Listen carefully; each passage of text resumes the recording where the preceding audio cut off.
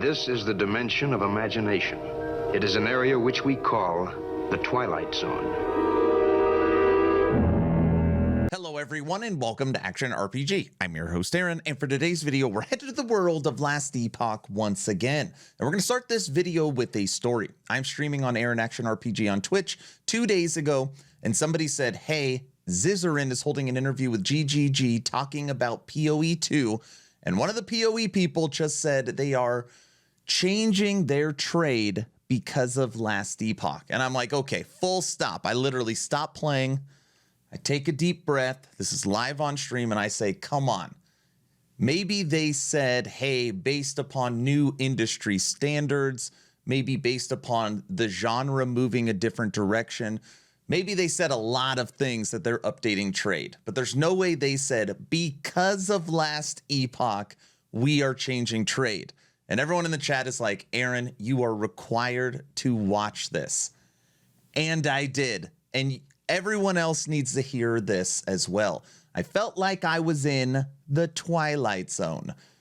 11th Hour Games, a game made by gamers, is now pushing the genre forward. Listen to this. And obviously there's a whole big conversation around trade and stuff that, you know, is a whole thing to talk about, which, I mean, I guess we could talk about that if you like. Yeah, I mean, are you fundamentally approaching trade from any... And I forgot to say, Zizarin, thank you for holding this interview. The entire interview is first link in the description. Different way? I believe, I feel like I remember you said you weren't, but I would love to talk about it. Yeah, so previously we had said that we're not really wanting to change how trade is. But I think, okay, so then the situation now is different because, you know, like people are seeing things like Last Epoch and so on and what they're doing with trade, and the people are like really liking what they're doing. And so then boom! The situation, oh my gosh, the situation has changed. There's a lot of people liking what they're seeing, like Last Epoch. Whoever it was in my chat, you weren't a liar. And I don't know that we live in a world anymore where the current system that we have is good enough. And so that means that we have to change. And I don't want to necessarily go into every detail about that, but I guess what I will say is that, like, the previous feeling that we had was okay. Well, so let's talk about the axioms of like of like what we assume, right? So, we are a game that does not have bind on anything, right? We are not a game that has binding in it, right? That's a very important thing for us. Okay. So any system that involved binding, we don't want to do that. Oh.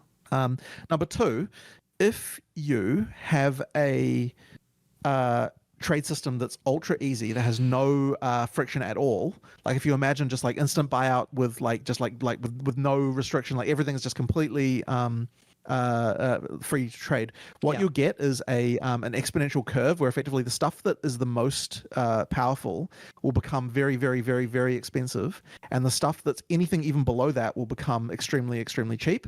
So you get this sort of exponential curve, and effectively, if you imagine a game with no trade, you've got like a flat, effectively like power and difficulty acquire, sorry, price and difficulty acquire are completely flat. Yep. Not that in a game with no trade that would even make sense, but effectively it turns into a flat line, and then you get more and more exponential as you increase the easiness of trade.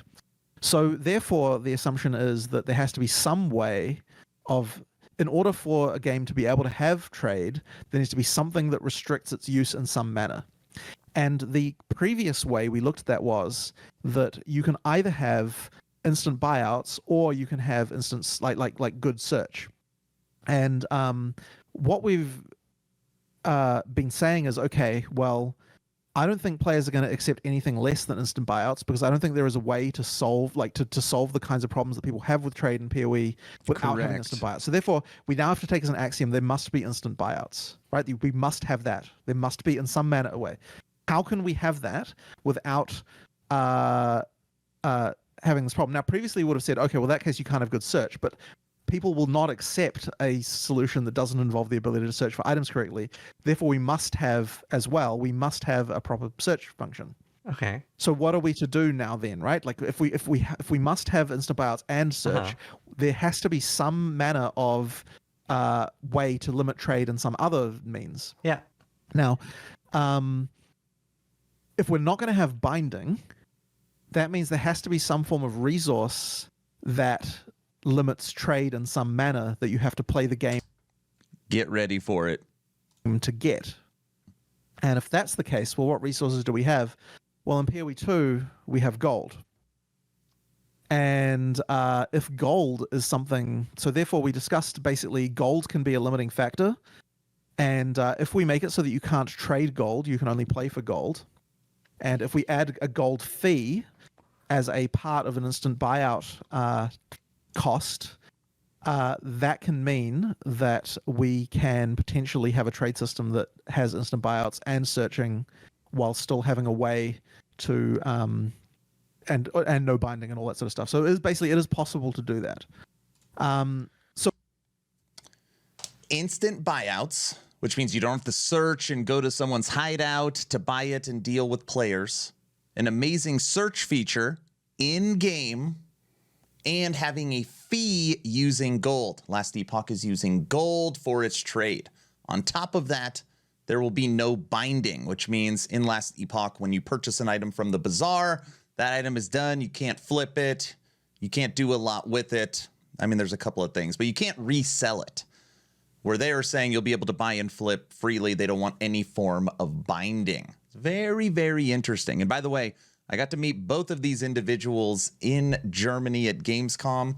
The GGG team, awesome, awesome group. Nothing bad to say.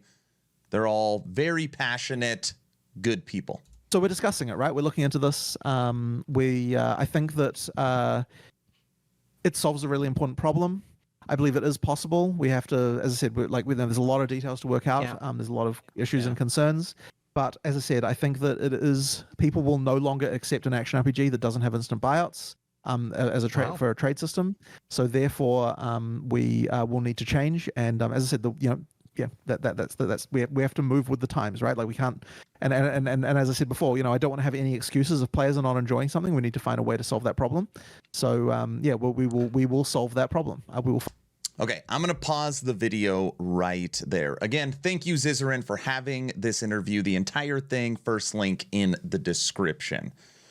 I love Last Epoch. I love what they are doing. And for Grinding Gear Games, for Path of Exile 2, to say that they are making a change based upon an innovative feature that they have put in, they like, and that players like, is such a win. I'm just blown away by this small little part of this extremely long interview. And thank you to the community members that pointed it out and allowed me or got it in front of me. So thank you so much.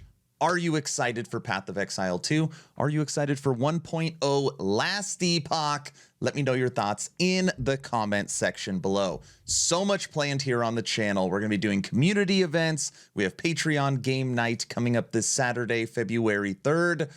So much to discuss. Very excited for the future. I'm done. Hopefully you were entertained or at least learned something. Aaron, out.